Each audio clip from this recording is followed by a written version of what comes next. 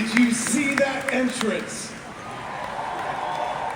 That shit costs more than Clerks. Kids, in 1982, the summer of 1982, I went to see a motion picture at a movie theater in Atlantic Highlands, New Jersey, that ironically I now own with a couple of my friends. When I went, I saw a visionary science fiction motion picture, man. Captured my imagination and wasn't appreciated in its time in 1982. But went on to become a cult classic, and then one day they made a sequel of it. And Jared Leto was in it, and we all know that movie was Blade Runner. That's right, Blade Runner came out in the summer of 1982. Do you want to know what else came out in the summer of 1982? I wrote it down, man, it's crazy. This is the competition that our beloved Tron had to put up with. Ready? The Thing. Star Trek II, The Wrath of Khan. Conan the Barbarian. Poltergeist, Mad Max 2, and a little independent film called E.T. So it was a big year for sci-fi, man, and into that very crowded arcade came rolling a light cycle, man. Tron light cycled into our lives and has not left. It shows incredible staying power, man. Disney will not stop Troning, for heaven's sakes. Because we've all loved it for so long, and today we're going to talk about the latest iteration and perhaps the greatest iteration, because Tron is finally coming into the real world, kids. Please help me welcome to the stage a bunch of fine folks who are responsible for bringing you all the grid, man. The movers and shakers behind Tron Aries. Welcome to the stage, creator of Tron, Steven Lisberger, man.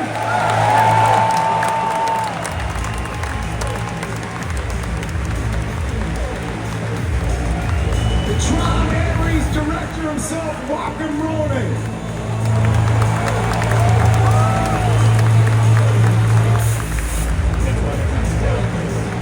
And now welcome the cast, Monaghan.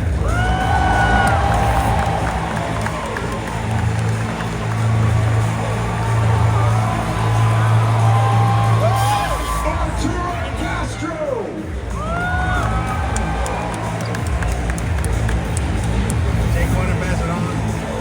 Hasan Minhaj!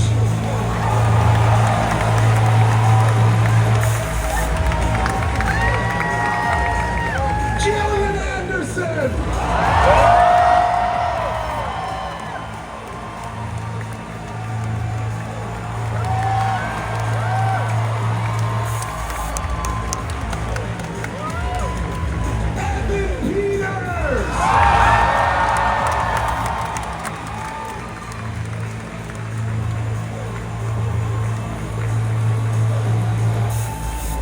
Jodie Turner Smith!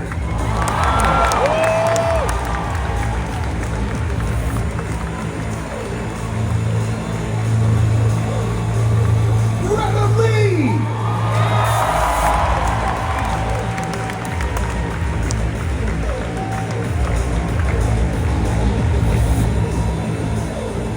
Jared Leto!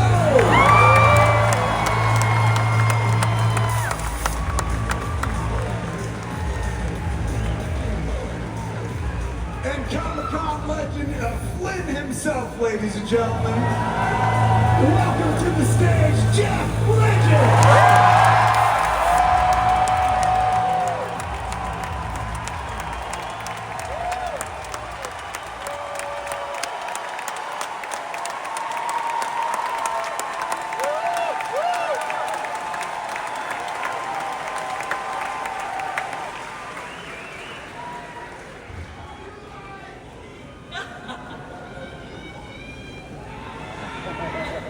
All right, kids, this is very exciting. We've got a lot to get to. There's a lot of footage you're going to see and whatnot, but first let's talk to the movers and shakers, especially two kids who've been with this franchise since it began back in the year in the day. Mr. Bridges, how are you? Give it up for Jeff Bridges, ladies and gentlemen.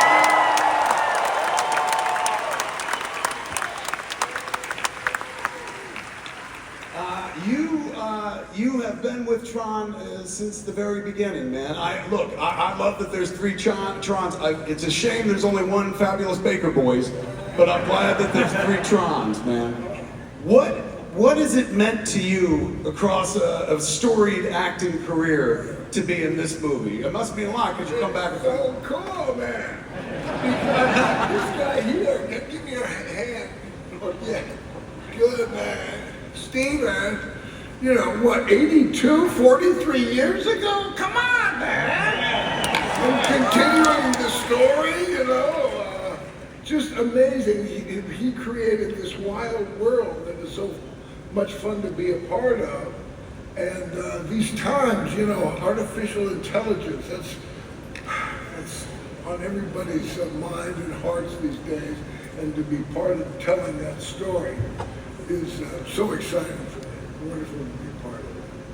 So the grid abides. What's that? The grid abides? The grid abides. Stephen, it's your brainchild. This all came from you. Number one, I was a massive Animal Olympics fan when I was a kid, so thank you for that. But number 2, this all begins with you. Take us back to the beginning of Tron. Well, as far out as Tron was and is, it actually became real life. And that's even more far out than the film. And my feeling about Tron is that the most important thing is that we kick this technology around artistically before it kicks us around. I'm weary from hearing all the grim news about the future, and the way to avoid that is to get talented people like the crew that's on my left and inspire young people about what can be done with this technology. And that's what Tron's all about. And the other thing that Tron's all about, going all the way back, what really resonates is the courageous acting of Jeff Bridges. He is the most courageous person in front of a camera. It's just, he's been a gift to Tron from day one. Give it up for the gift of Tron, ladies and gentlemen. Stephen, have you watched for the last 43 years every sci-fi movie that's come out that owes a debt of gratitude to you and know that the legacy was established way back then? Like when you saw The Matrix for the first time, were you like, fuck? Or were you like, I have a bit of DNA in there? No, I mean, inspiring others is, you know, pass it forward. It's a good thing. And we sort of created our own genre with virtual adventure, and it's not going away. And no, I'm a fan of pretty much all of it. It was so ahead of its time. I remember, like, there were Academy Awards that year, and I think you guys got a costume nod, but they didn't nod you for visual effects because they were like, oh, it's using computers, it's cheating or something. Yeah, that was their line, which was, it's not so much that Tron was ahead of its time, is that everyone else was late. Excellent point. Joachim, what first drew you to Tron, man? Well, you've done a bunch of things. What brought you into Tron Aries? Well, it's Tron, so like, you know, I was immediately drawn into it. I love the franchise, Lisberger's and Kosinski's movies before, I think in many ways are masterpieces. And, you know, I always dreamt about making science fiction. I think the topic is super interesting. And they had a twist to it, you know, these are the assets coming into the real world. I felt that I could bring something new to the table, but the bar is really high. And but it's been an amazing journey, and it's a movie for cinema, you know. That's why I always try to do that. But with Tron, you know, making a movie like Tron, it's like the closest thing to a guaranteed theatrical release somehow. So and then I get to work with these people. And it's been just one hell of a ride, to be honest. And we talked about being in the whole age in our very, very first meeting, actually. We had like 3 years ago. So here we are, live.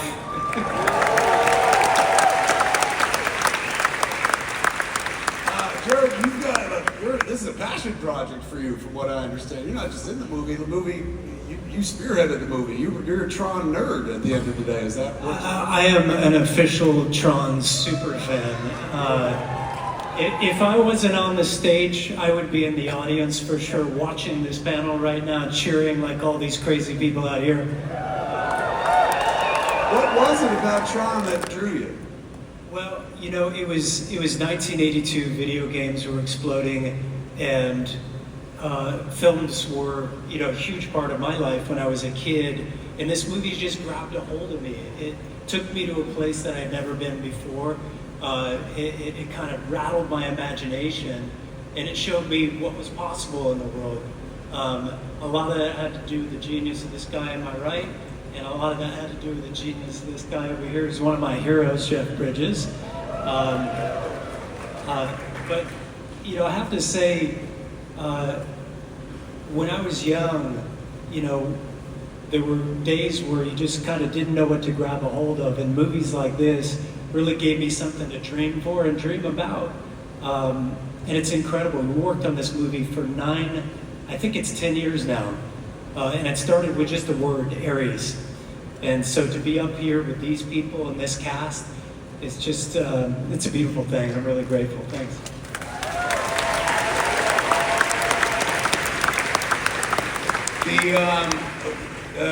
Mr. Bridges, he said such nice things about you. What's it like working with the younger class at this point? It was so wonderful. Remember the first day, you know, wondering how it was going to be. I heard, you know, one of the actors would be working different ways, you know. I heard Jared Leto wants to be called by his character. I said, oh, that's interesting. He's one of those guys? He's one of those guys. And you know, I've worked with, everybody's got different methods and modes, man. I said, oh, I can understand that because it's a tough part, man, to play a program. I mean, how do I do that? You know, I mean, he's got to. Well, you did it before. You told me how to do it. Yeah, I don't know, man. It's a mystery. But I figured, you know, I'm playing Flynn. I'm the guy who created this thing, you know. But I didn't want to offend him. He's a Fizbo, you know. So I thought I wanted to have a kind of a certain intimacy with you. I know your name is Aries. Can I just call you Air? And he said, yeah, man, you can call me whatever you want. You know, and we just knocked, you know. We had a great time playing. I do remember the very first scene that I had with Jeff, and they yelled action, and I just blurted out, cut, and everyone was surprised because I don't often do that. And the first AD comes over and said, is everything okay, what's wrong? And I said, you know, I just can't stop smiling because I'm working with my entire We have a lot of fun, a lot of joy, and man, if I could work with you every day of the week, I'd be a happy guy. We had a fun time. And then we're also music cats. I mean, you know, this movie stuff, that's kind of your, you know, your side job. But we had a great, what's that, what was it? He said 30 seconds to launch. But we had a ball. It was fun. It was great. Once you get together with Jared Leto, it's Morbin time right there, man. Greta, you got a script for this, and I imagine you read it and you were like, oh my God, it's just like past lives. I'm surprised anyone laughed. I feel like that's a joke for two people in this room. We're cultured, we nerds. What drew you to the part, man? What'd you find interesting about being in Tron? To Tron? Yeah. I just wanted to ride a light cycle. Yeah, I told my agents, just find me something where I can ride a light cycle. I mean, you guys are so jealous I got to actually ride one. It's insane. Sorry, I'm just trying to catch up with my own reality right now because I've never been to Comic-Con. Crazy.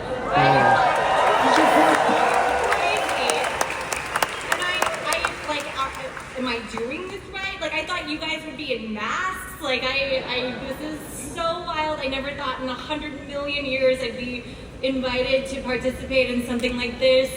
This massive, incredible, arguably the coolest franchise of all time. And I'm sitting here with these guys. I mean, it's totally insane. Totally insane. What is you talked about the light cycles, man. You got to, Yeah, man. You got to be with I got to be with one. a light cycle. It sounded romantic. Yeah, I did. That was part of the draw, where you're just like, you know what, if I get to ride a light cycle, I'll totally do the flip. I mean, I never could have imagined that it could be that fun.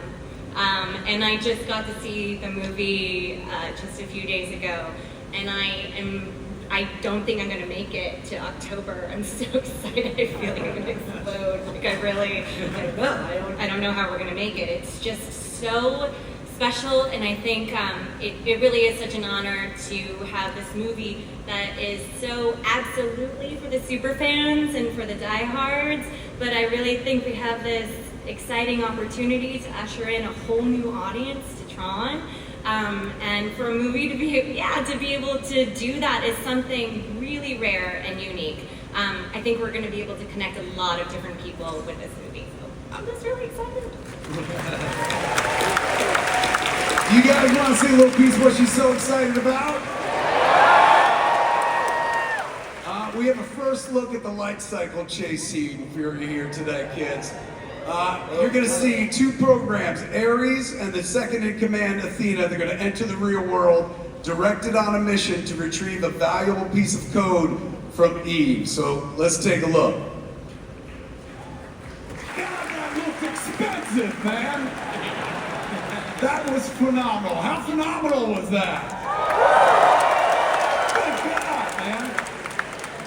Okay, Jodie, you play Athena, and we saw Athena all over that clip. What's the relationship between Athena and Aries in the flick? Well, you know, Athena and Aries are comrades. You know, they're soldiers in arms. And I think that as Aries is having this awakening, or maybe malfunction in Athena's mind, she is also having one of her own, but it sort of takes her in a different direction that I think is entirely less measured and compassionate. Compassionate and get hit in the face with a motorcycle as well. That was incredible, man. Mr. Peters.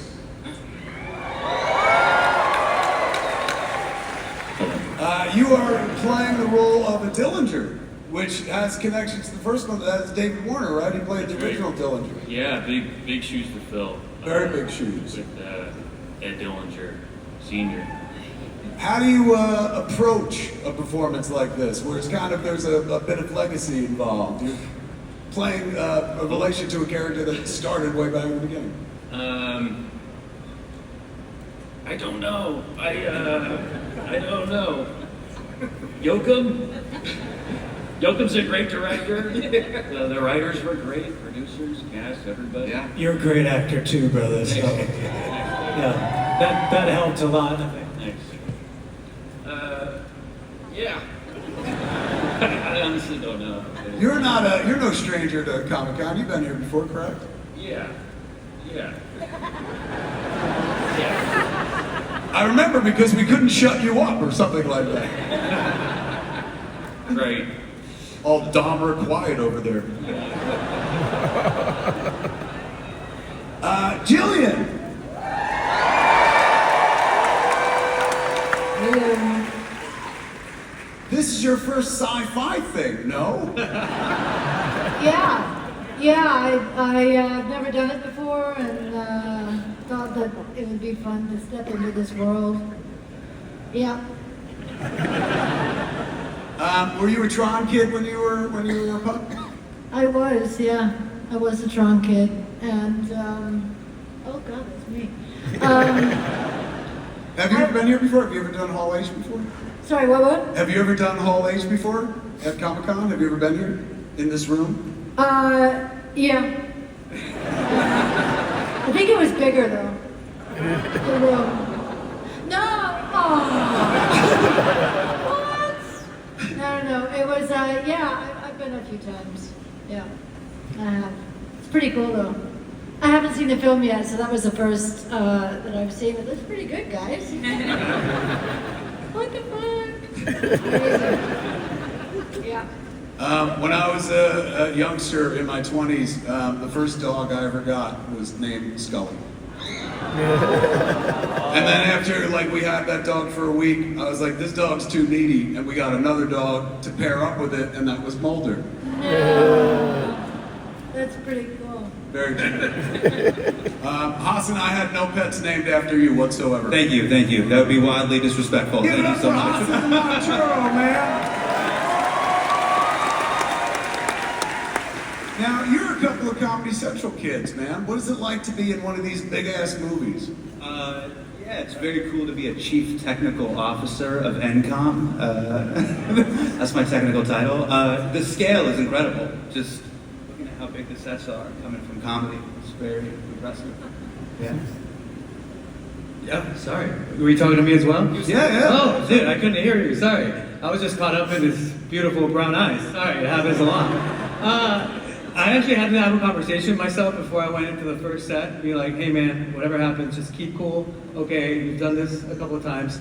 And then when we saw the set build, man, I lost all sense of decorum, and I was like, oh my god, we're in Tron, you know? And it was like walking into Disneyland every day. And I'm not just saying that because they signed my checks. They have my family hostage. Shout out to the Walt Disney Corporation. Thank you so much. And let this film bring as much shareholder value to the company as possible. Quarter to quarter, in the next fiscal quarter, we hope it goes up. And really what this is about is NCOM and its earnings, which is a metaphor for the Walt Disney Corporation, one of the best corporations there is. in my life. We owe them a lot. Yeah, now no, but shout out to the props department. They actually fully recreated Flynn's office from the 1982 film. And I don't know, I didn't steal anything from the props department, but everything looked exactly the way it did in the first film, which is really incredible. You kind of pointed at me when you were like, I didn't do anything, but I thought we were going to keep that a secret. I have a disc. Fine, I took one of the discs. I'm sorry, Disney. Jesus. Anyway, listen, man, it was a dream come true. Honestly, I thought we were shooting a rom-com until I just saw this footage. Doesn't look that romantic, but it was a dream come true. I can't wait to share it with all of you. And also the soundtrack, incredible. 9 Inch Nails.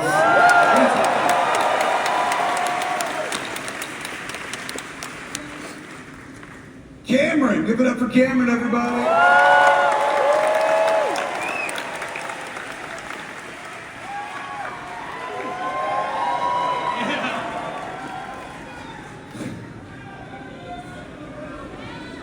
What is it like playing a program, my friend? You played many parts and whatnot, and some of them to the absolute hilt, and this is, how do you approach doing this? Well, you know, I'm not going to say that there's like a rivalry between the humans and the programs, but I would say that Pixels definitely have more fun. Like, you know, the flesh bags, they've got their skin, their parts, their brains. It's very analog. And I prefer to be digital personally, you know. You get the cool suit, you get to do flips, it's a good time. I mean, Greta, she's walked in both worlds, and so has Jeff, and I think they might have more fun on the grid. I know I definitely did. But no, it was genuinely, man, it was an honor, dude. Like those sets, I would like walk backstage and look at them, and the way that they were built, no one does better than Disney for their practical sets, their set designs. I don't know if anybody's seen Fantastic Four yet, but those sets are incredible too. But yeah, man, these were awesome. They did such an incredible job with them. So you guys actually built pieces of the grid? Yeah. And had to in order to bring it to the real world. We should take a look at some more of that, man. You guys want to see some more clips? We're going to take a look at the clip right here. In this next clip, we're going to take a deeper look at the new immersive digital world that Julian created, kids. Let's take another peek at Tron, Aries. Kids, that's not just Tron, that's Megatron, for heaven's sakes, man. Joachim, talk us through some of that. Look at how expansive that world is, man. How do you get there? I've been making films for 31 years, none of them look like that.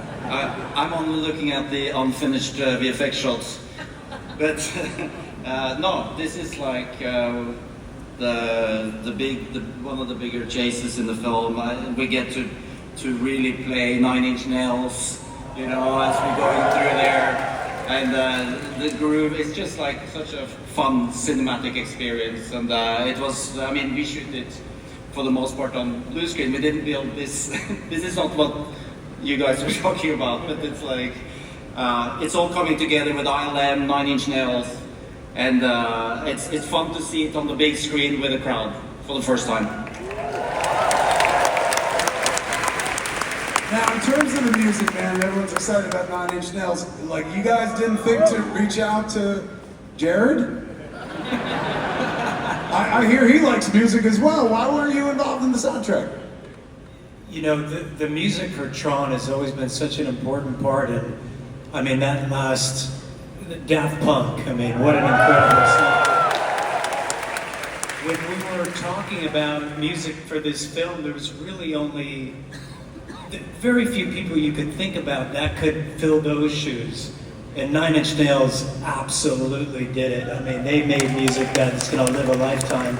So very, very proud to have them be a part of it. And I just want to say one other thing. You know, as we sit here and celebrate, I was thinking about, and I was listening to that incredible little clip right there. You know, I was thinking about the crew of the movie.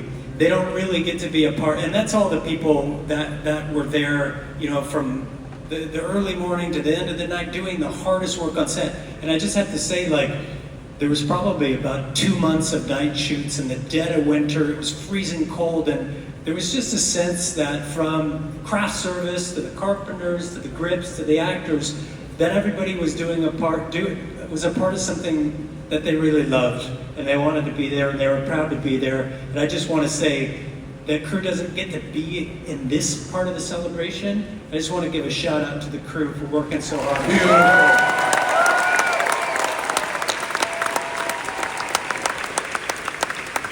All right, kids, we got some final surprises for you, man, before you send you off into that good night. Number one, I'm excited to share that you're going to receive this Tron Aries San Diego Comic-Con exclusive piece of artwork to take home, man. Look at that. Posters only available here this weekend at San Diego Comic-Con. For those of you in this room, you can pick up your exclusive Tron Aries poster at the program premiums room.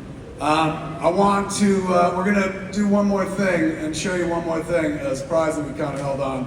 But before we do that, kids, I want you to give a big round of applause to the good folks from Tron Aries, man.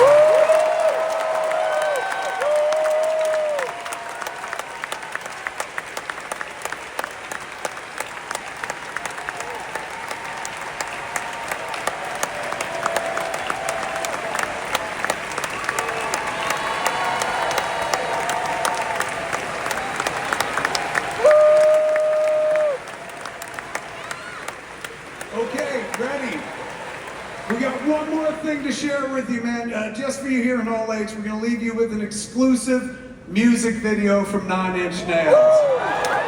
It's for the single from the soundtrack, As Alive As You Need Me to Be. Let's kick back and watch it. Say goodbye to the cast. You guys get out of here, man. Let's enjoy